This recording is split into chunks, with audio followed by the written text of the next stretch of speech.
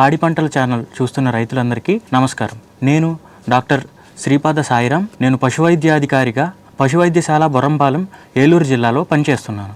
ఈరోజు నేను మీ ముందుకు వచ్చినది చికిత్స కన్నా నివారణ మేలు అనే ఒక అంశంలో టీకాల యొక్క ప్రాముఖ్యతని మీకు తెలియజేయడానికి నేను ఈరోజు వచ్చాను.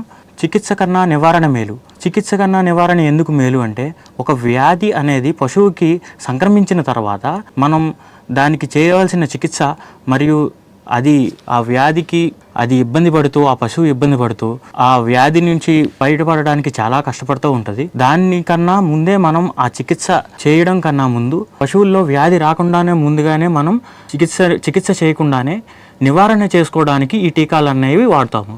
వీటిలో పశువు ఆరోగ్యకరంగా ఉంటేనే రైతుకి ఆర్థికంగా అభివృద్ధి చెందుతారు. కాబట్టి ఈ పశువుకి వ్యాధులు ఏదైతే ఉందో చాలా వస్తూ ఉంటాయి.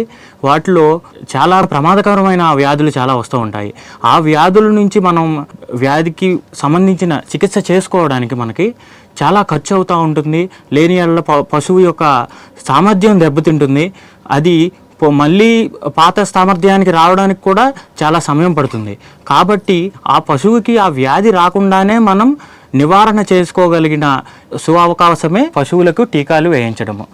మంచి యాజమాన్య పద్ధతులు మరియు టీకాలు మరియు పౌష్టికాహారాన్ని అందించిన యెడల పశువులు చాలా ఆరోగ్యవంతంగా ఉంటాయి. పశువులకు వ్యాధి యొక్క నివారణ ఎందుకు అవసరం? వ్యాధికి యొక్క నివారణ ఎందుకు అవసరం అంటే, ఈ అంటువ్యాధులు అన్నవి శరవేగంగా అవి వ్యాప్తి చెందుతూ ఉంటాయి. ఒక మందలో ఒక పశువుకి వ్యాధులు అనేవి సోకితే వేరే పశువులకు కూడా వ్యాధి సోకే ఇది ఉంది. కాబట్టి ఆ సోకడాన్ని తగ్గించడానికి ముందుగానే పశువుని మనము ప్రిపేర్ చేసి ఉంచడమే ఈ టీకాలు అనేది వాడటం అవసరం. మరియు ఒక్కసారి పశువు కనుక వ్యాధికి గురైన యెడల దానికి అయ్యే ఖర్చు, చికిత్స చేయడానికి ఖర్చు చాలా ఎక్కువగా ఉంటుంది. ఇది రైతులు చాలా ఆర్థిక భారంగా భావిస్తారు. కాబట్టి మరియు పాల ఉత్పత్తి కూడా తగ్గిపోయే అవకాశం ఉంది. కావున ఈ టీకాలు వేయటం అన్నది చాలా అవసరం. మరియు జూనోటిక్ వ్యాధులు, జంతువుల నుంచి మనుషులకు వచ్చే వ్యాధులని జూనోటిక్ వ్యాధులు అంటారు. ఈ వ్యాధుల్లో చాలా ప్రమాదకరమైన వ్యాధులు పశువుల నుంచి లేదా జంతువుల నుంచి మనుషులకు వచ్చి మనుషుల్ని ఇబ్బంది పెట్టే వ్యాధులు ఉన్నాయి. వీటిలో rabies, Brucella, anthrax, avian influenza ఇటువంటి వ్యాధులు ఉన్నాయి. ఈ ర్యాబిస్ వ్యాధి ఏదైతే ఉందో కుక్క కాటు వలన పశువులకు సంక్రమిస్తుంది, లేదా కుక్క కాటు వలన మనుషులకి సంక్రమిస్తుంది. ఈ కుక్క కాటు వలనే వస్తుంది అన్నది కూడా ఒక ఇది. మనకి ఏదైనా దెబ్బ తగిలిన ప్రాంతంలో కుక్క యొక్క లాలాజలం పడినాక కూడా ఈ ర్యాబిస్ అనే వ్యాధి వ్యాప్తి చెందుతుంది. దీనికి చికిత్స లేదు. మరియు బ్రుసెల్లా అనేది పశువులను ఇబ్బంది పెట్టే వ్యాధి. ఇది పశు పునరుత్పత్తిని డ్యామేజ్ చేస్తూ ఉంటుంది. ఈ పునరుత్పత్తి డ్యామేజ్ చేసిన తర్వాత పశువు యొక్క ప్రెగ్నెంట్గా ఉన్నప్పుడు లాస్ట్ ట్రైమిస్టర్ అంటే లాస్ట్ 3 నెలల్లో ఉన్నప్పుడు ఈసుకుపోవడం జరుగుతుంది. ఈసుకుపోయిన దాంట్లో నుంచి కూడా ఈ బ్యాక్టీరియా బయటకు వస్తుంది. ఆ ఈసుకుపోయిన పదార్థాలని మనుషులు ముట్టుకున్న మనుషులకు కూడా ఈ వ్యాధి వచ్చే అవకాశం ఉంది. కాబట్టి ఇలాంటి ప్రాణాంతకమైన వ్యాధుల నుంచి మనం దూరంగా ఉండాలి, మనకి రాకుండా ఉండాలి, మరియు పశువు కూడా ఆరోగ్యంగా ఉండాలి అంటే మనం ఈ టీకాలని వాడాల్సి వస్తుంది. ముఖ్యంగా పశువులకి వ్యాధులు ఎలా వస్తాయి? వైరస్లు, బ్యాక్టీరియాలు, పరాన్నజీవులు, ఫంగస్ మరియు పౌష్టికాహార లోపాల వలన వ్యాధులు వచ్చే అవకాశం ఉన్నది. వీటిలో బ్యాక్టీరియా, వైరస్ల నుంచి వచ్చే వ్యాధులు చాలా ప్రమాదకరంగా ఉంటాయి. ఆ వ్యాధులలో కొన్ని వ్యాధులు, సూక్ష్మజీవుల వల్ల వచ్చే వ్యాధుల్లో కొన్ని వ్యాధులు ఎఫ్ఎండి అంటే గాలికుంటి వ్యాధి, మరియు ముద్ద చర్మ వ్యాధి అంటే లంపీ స్కిన్ డిసీజ్ అంటారు. ఇవి వైరస్ ద్వారా వస్తాయి. గొంతు వాపు వ్యాధి, ఇది హెమరేజిక్ సెప్టిసీమియా అంటాం. ఇది బ్యాక్టీరియా ద్వారా వస్తుంది. యాంథ్రాక్స్, బ్రూసెల్లా ఇవి కూడా బ్యాక్టీరియాల వల్ల వస్తాయి. మరియు చిన్న జీవాల్లో మనకి షీప్ పాక్స్ మరియు గోట్ పాక్స్, ఇవి అమ్మవారు అంటాం మనము. ఇవి కూడా వైరస్ వల్ల వస్తాయి. పీపీఆర్ మరియు చిటిక వ్యాధి, ఈ చిటిక వ్యాధి అనేది బ్యాక్టీరియా ద్వారా సంక్రమిస్తుంది. చిన్న సన్నజీవుల్లో వస్తుంది ఇది. వీటిలో ముఖ్యమైనవి గాలికుంటి వ్యాధి అనేది ఎఫ్ఎండి అని కానీ ఫుట్ మౌత్ డిసీజ్ అని కానీ పిలుస్తారు. ఇది ఒక వైరస్ ద్వారా వస్తుంది. ఇది గాలి ద్వారా కానీ లాలాజలం ద్వారా కానీ వ్యాప్తి చెందుతుంది. ఇది మందలో చాలా వేగంగా విస్తృతంగా వేరే పశువులకు కూడా వ్యాప్తి చెందుతుంది. ఇవి ఆవులు, గేదెలు, గొర్రెలు మరియు మేకలు వాటిలో వస్తాయి. ఈ వ్యాధి వచ్చిన పశువులు లేదా చిన్న జీవాలకి నోటిలో పుండ్లు అవటం, నాలుక మీద కానీ నోటిలో కానీ పెదవుల కింద భాగంలో చిగురుల్లో కానీ పుండ్లు అవుతాయి. ఈ పుండ్లు అవ్వటం వల్ల పశుగ్రాసం తినటం తగ్గించేస్తాయి. దానివల్ల పశువు క్షీణించిపోయి చనిపోయే పరిస్థితి కూడా ఉంటుంది. మరియు కాలి గిట్టల మధ్యలో ఇది పుండ్లు చేస్తుంది. పుండ్లు లేదా గిట్టలు కూడా ఊడిపోయే పరిస్థితి కూడా ఏర్పడుతుంది. ఇప్పుడు గిట్ట ఊడిపోతే పశువు అన్నది పడుకుని లేలేని పరిస్థితి వల్ల కూడా పశువు చనిపోయే అవకాశం ఉన్నది. నెక్స్ట్ బ్లాక్ క్వార్టర్ అంటారు ఈ వ్యాధిని. ఇది జబ్బవ్యాపు వ్యాధి. ఇది ఎక్కువగా పశువుల యొక్క వెనక లేదా ముందు ప్రాంతాల్లో ఉన్న కండరాలు ఏవైతే ఎక్కువగా ఉన్నాయో తొడ భాగము లేదా ఎదర కాలు భాగంలో వస్తుంది. ఇది బ్యాక్టీరియా ద్వారా వస్తుంది. బ్యాక్టీరియా అనేది కండరంలోకి వెళ్ళి కండరాన్ని దెబ్బతీస్తుంది. దెబ్బతీసిన తర్వాత ఎదరకాలు లేదా వెనక కాలులో ఉండే కండరాల్లో గ్యాస్ ఉత్పత్తి చేయడం వల్ల ఇది అక్కడే ఉండి మొత్తం కండరాలని దెబ్బతీసి పశువు నడవలేకపోయే విధంగా చేస్తుంది. అందుకే ఆ సమయంలో మనం ఆ కండరాన్ని నొక్కిన ఎడల క్రిప్టేటింగ్ సౌండ్స్ అన్నవి వస్తాయి. కరకరం అనే సౌండ్ అక్కడి నుంచి వస్తుంది. ఈ యొక్క వ్యాధి వ్యాపించటం వల్ల పశువు అనేది నడవలేక తిరగలేక చనిపోయే పరిస్థితి కూడా ఉంటుంది ఈ వ్యాధిలో. నెక్స్ట్ యాంథ్రాక్స్ అనేది కొన్ని ప్రాంతాల్లో మాత్రమే మనకి ఈ యాంథ్రాక్స్ అనేది కనపడుతుంది. యాంథ్రాక్స్ బ్యాక్టీరియా వల్ల వస్తుంది. ఈ జబ్బు అనేది జూనోటిక్ వ్యాధి. పశువుల నుంచి మనుషులకు కూడా వచ్చే ఇది ఉంటుంది. మనుషుల్లో కూడా ప్రాణాంతకం ఉంటుంది, నార్మల్గానే ఉంటుంది. ప్రాణాంతకంలో మనుషుల్ని చంపేసే ఇది ఉంటుంది. లేని ఎడల నార్మల్ దాంట్లో బొబ్బలు వస్తాయి, మనుషులకి బొబ్బలు వస్తాయి. నల్లగా ఉన్న బొబ్బలు చర్మం పైన వచ్చే అవకాశం ఉన్నది.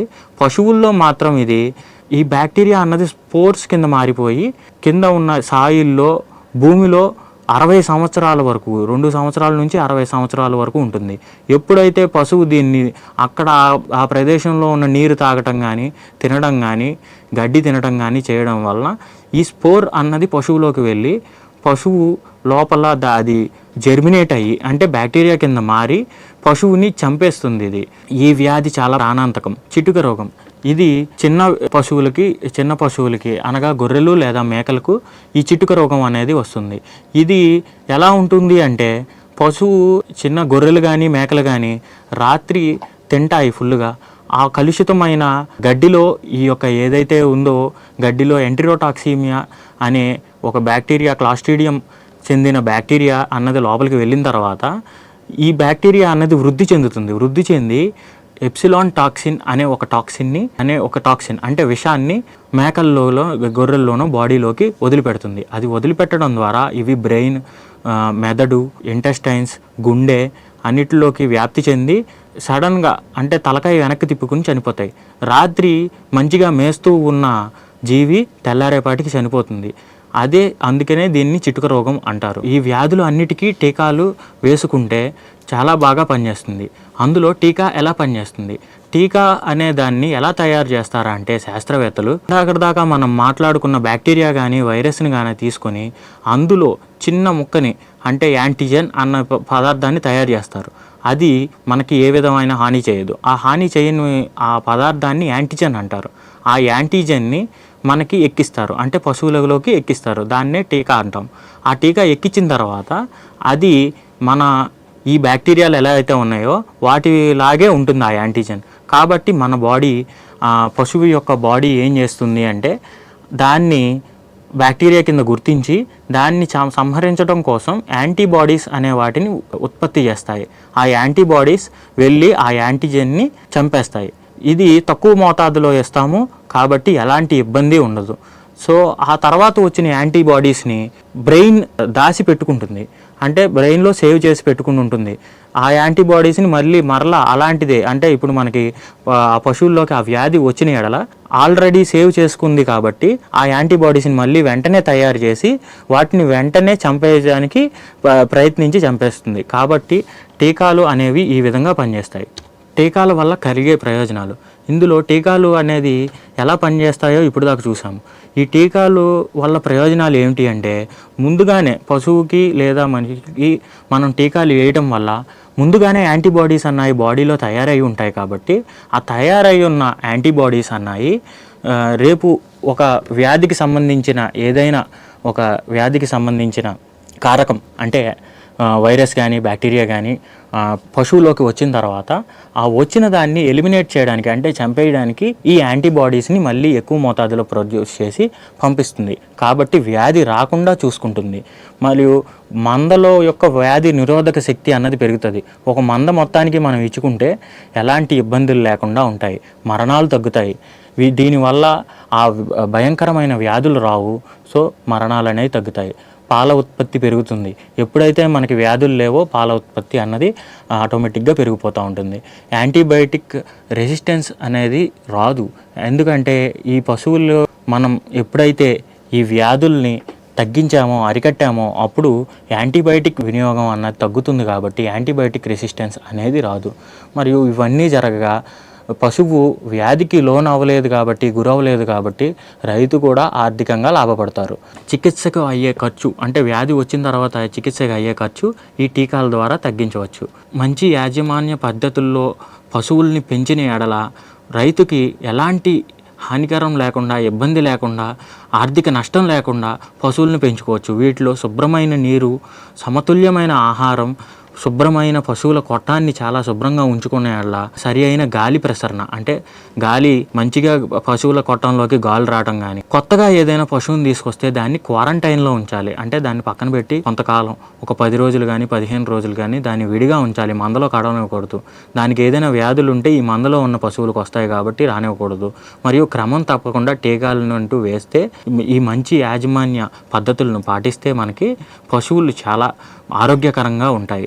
రైతులకు మా సూచనలు: ప్రభుత్వం టీకా షెడ్యూల్ను పాటించండి మరియు ప్రతి సంవత్సరం టీకాలను వేయించండి. టీకా తర్వాత రికార్డులను కూడా పెట్టుకుని ఉండండి. అనారోగ్యంగా ఉన్న పశువులని వేరుగా ఉంచండి మరియు బయోసెక్యూరిటీ అన్నదాన్ని పాటించండి. బయోసెక్యూరిటీ అంటే పశువుల కొట్టంలోకి వెళ్ళేటప్పుడు కాళ్ళు కడుక్కోవడం కానీ, పొటాషియం పెర్మాంగనేట్ దాన్ని ద్రావకాన్ని మనం పశువుల కొట్టం మొత్తం క్లీన్ చేయడానికి వాడడం కానీ, ఇలాంటివి శుభ్రమైన చేతులు శుభ్రంగా పెట్టుకొని పాలు తీయడం కానీ ఇలాంటివి చేసినప్పుడు మనకి పశువులు ఆరోగ్యంగా ఉంటాయి. వీటిలో టీకాలను పశువులకు క్రమబద్ధంగా ప్రతి సంవత్సరము మన భారత ప్రభుత్వం మరియు ఆంధ్రప్రదేశ్ ప్రభుత్వం వారు టీకాలను వేస్తూ ఉన్నారు. మీ సమీపంలో ఉన్న పశు వైద్యశాలకు వెళ్ళి టీకాలను వేయించుకోండి. పశువులకి వ్యాధులు రాకుండా నివారించండి. చికిత్స కన్నా నివారణ మేలు అనేది ఇందుకే. టీకాలు సరి సమయంలో వేసుకుంటూ ఉంచడం వలన పశువుకి రక్షణ కవచంగా ఉంటుంది. ఈ అవకాశాన్ని నాకు ఇచ్చిన పాడి పంటలు ఛానల్ వారికి ధన్యవాదాలు.